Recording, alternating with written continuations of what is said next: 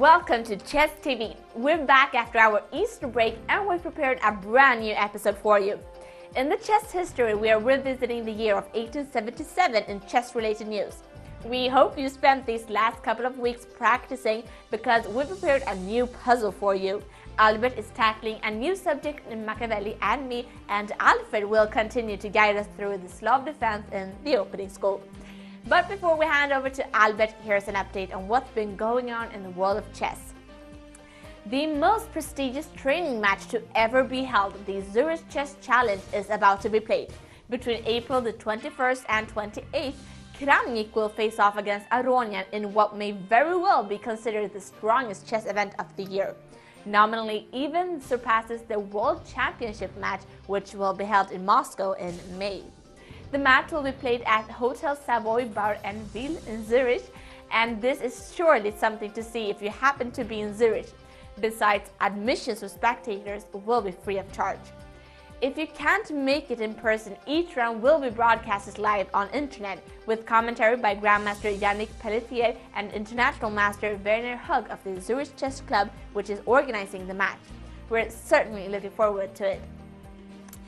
The second Norsk Schackfestival, or the Norwegian Chess Festival, will be held at the Norway's new Chess Hotel, the quality hotel and resort Fogenes, with a central placement in southern Norway, 2.5 hours from Oslo Airport. The festival includes the 2012 Open Norwegian Championship and several other events for all friends of chess, irrespective of their level from beginner to grandmaster. Several international players have already signed up, so be sure to visit festival.schackweb.no for more information. And while we're in Scandinavia, we should also mention that the Icelandic Chess Championship started last week on Friday the 13th in Kópavogur, the second largest city in Iceland. The championship is the strongest that has been held in this century, with 4 grandmasters and an average rating of 23.98.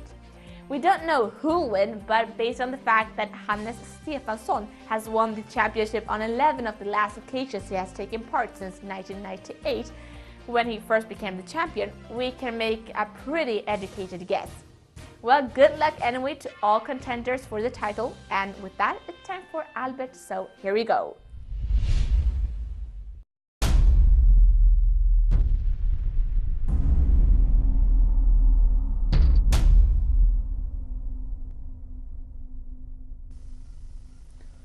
Before Easter, we talked about mercenaries and the risks of relying on soldiers whose loyalty follows your wallet. In this week's episode, I thought that we would tackle a similar problem, namely the borrowed help. In today's political climate, military alliances seem to be very popular, like for example the EU's Common Security and Defense Policy, the African Union, or NATO. And the idea is of course easy to understand. If someone threatens me, I would like some backup, preferably so everyone knows it's there beforehand and refrain from attacking because of their fear of repercussions. The problem is only that the individual's strength becomes weakened. The prince who relies on the help of others also places himself in their power. As soon as you have recognized a weakness in your own defense, like that you need the help from others to keep your control, those hungry for power will attack in one way or another. To illustrate this point, Machiavelli refers to Ludwig XI of France, who used hired Swiss foot soldiers instead of his own French ones. By strengthening the Swiss reputation, the king managed to weaken his own troops. He had made himself and his cavalry dependent on another nation's foot soldiers, and the effect was that the cavalry was scared to fight without the Swiss by their side. French troops dared not defy the Swiss on the one hand, and did not dare to go against anyone without the Swiss on their side either. Another story that is referenced by Machiavelli is one from the Old Testament, that of David and Goliath. Everyone knows the story of how little David used his smarts to defeat the great Goliath. But Machiavelli described what happens before the big fight, how Saul armed David with his own weapons, and how David, after putting them on, decided that he would be better off with his own sling and knife instead. The conclusion that Machiavelli draws is that another's arms will either just fall off you or weigh you down. Either way, they will work against you. You will be better off putting your trust in yourself.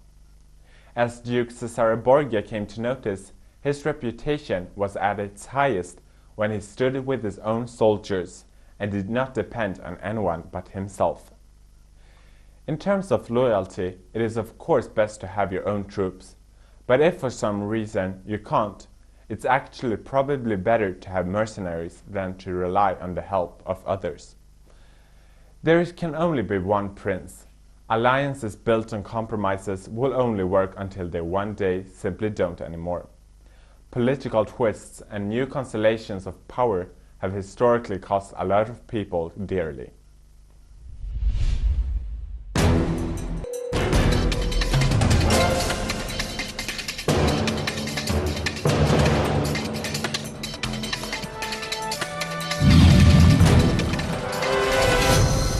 In our last episode of the opening school, we analyzed the exchange variation in the Slav defense, a variation which can lead into very interesting games, even though it might seem as a variation which only leads the game into a draw.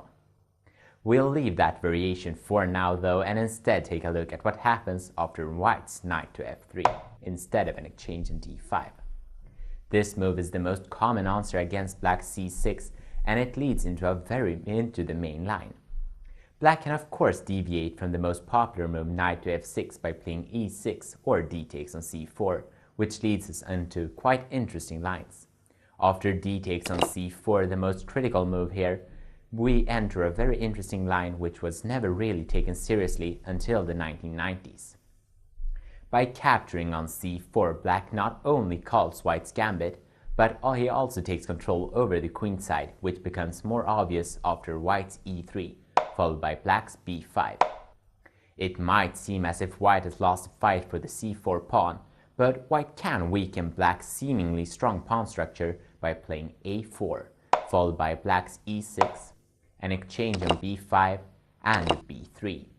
Suddenly it seems as if black is in trouble considering the weakness of the b5 pawn, and a move like c takes on b3 is followed by white's bishop takes on b5 check, and after bishop to d7, white plays queen takes on b3. White has now managed to recapture his pawn, but more than that, he has also managed to build himself a solid position where black is quite far behind in his development. So instead of capturing on b3, black should play a5, a move which leads into a very interesting line after b takes on c4 and b4. Black has given up the center completely, but in turn black has gained two dangerously looking pawns on the queen side. This variation is generally accepted, but is still not especially popular. Black players tend to keep to the main line and play knight to f6 instead of capturing on c4. White can once again go to the exchange variation by exchanging on d5, or he can protect the c4 pawn by playing e3. He can also play knight to c3, ignoring black's threat to capture on c4 once again. We won't take a look at the exchange variation, but regarding white's a3, it should be said that the move is a bit slow and that black has a solid position after bishop to f5 or a6. White's knight to c3 is the recommended move though, since it's the most active choice. Black is now at a crossroad with many interesting options, and the main continuations here are e6 and d takes on c4. The positions which is reached after e6 can also be reached if black plays the same move order, but plays e6 as his second move and c6 as his fourth. This position is the starting point for some of the more complicated lines in the Slav defense, and is recommended for those who like playing extremely complicated games. To capture on c4 leads to a more tactical position and has been very popular all since its introduction in the 1930s. After these two main lines comes black's a6, which might seem strange, but it is a commonly accepted move and has been played by a lot of grandmasters, and it's definitely a line which will be analyzed in a future episode. Before we end this week's episode, we'll take a quick look at what happens after the naturally looking bishop to f5. Well, it might seem good, but it falls short after an exchange on d5, followed by white's queen to b3. And after black's queen to b6, white reaches a better position after knight takes on d5, queen takes on b3, knight takes on f6, e takes on f6, and a takes on b3. We'll now end this week's episode of The Opening School, and we'll be back again with more on the Slav defense next week, so see you then.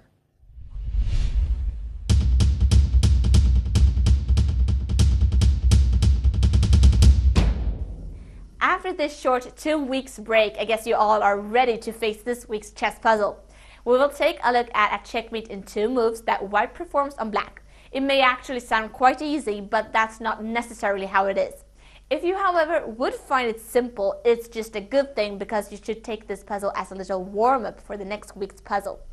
So, let's do this. It's a checkmate in 2 moves. White wins. Good luck.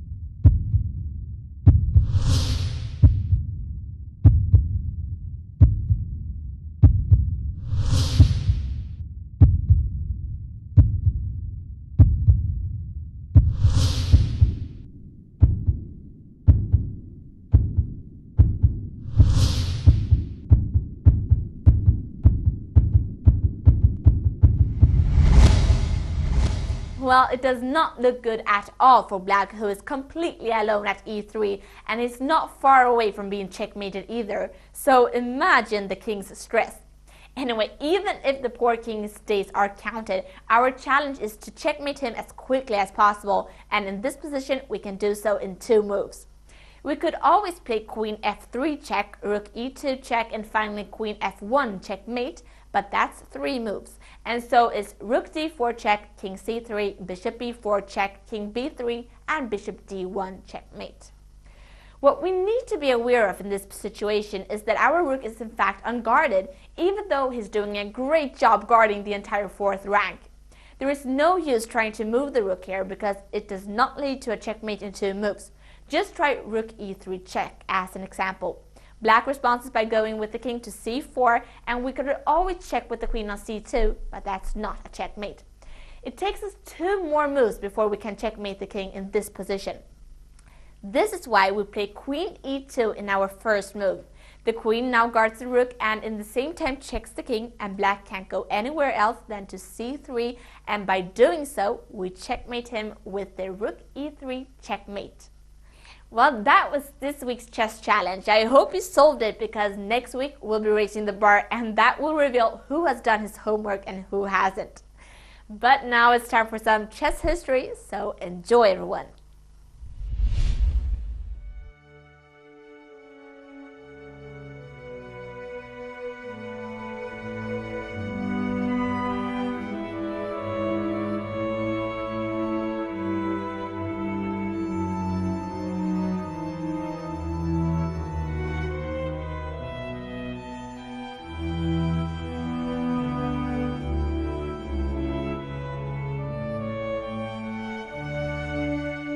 About a month ago I talked about the chess and rowing competitions between the Cambridge and Oxford universities, and used as a starting point the first half-year volume from 1877 of the Illustrated London News. Today I would like to complement that with the news from the second half of that year. It is that volume that I have in my lap here. By the way, one may mention that this year's rowing competition between Cambridge and Oxford got unusually much media attention because of a swimmer interfering with the boats and a broken oar in the Oxford team. But let's get back to the events of the second half of 1877.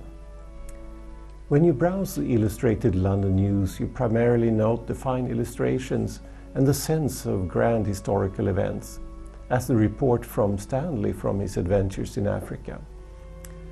His portrait could even be found on the front page of the issue where he reported from his travel in Africa. Another news report was that of the, by Graham Bell, newly invented telephone, which was illustrated in this way in the Illustrated London News. There was even some news about Sweden in the form of a note about a trip of the Swedish king to Norway. There was also a longer article about the Laplanders, which were seen as a really exotic element.